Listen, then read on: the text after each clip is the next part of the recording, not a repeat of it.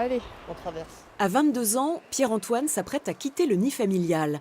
Avec ses parents, il est venu découvrir son futur lieu de vie, une maison de 800 mètres carrés en plein centre-ville de Saint-Étienne. Il cohabitera avec 13 autres jeunes adultes trisomiques, mais aussi des personnes valides, notamment des étudiants et des aidants professionnels.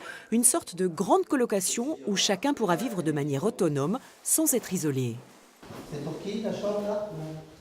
Là, c'est pour toi? On appelle ça une maison de vie et de partage. À mi-chemin entre le logement privé et l'établissement médico-social, ce projet atypique a été initié par l'association PARM, regroupant des familles d'enfants handicapés mentaux.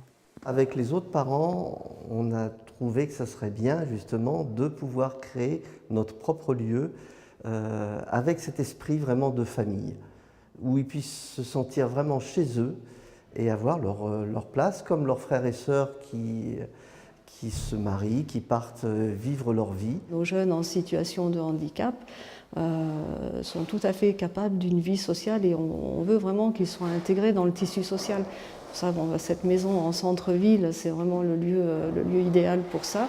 L'association assurera la gestion des lieux et le recrutement des résidents et de leurs accompagnants.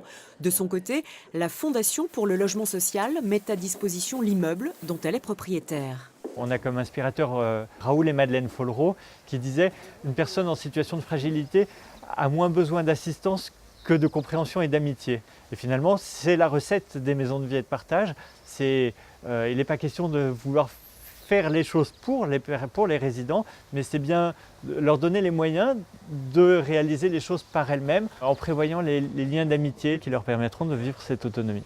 Intégrer au lieu d'exclure, c'est la philosophie de ces maisons de vie.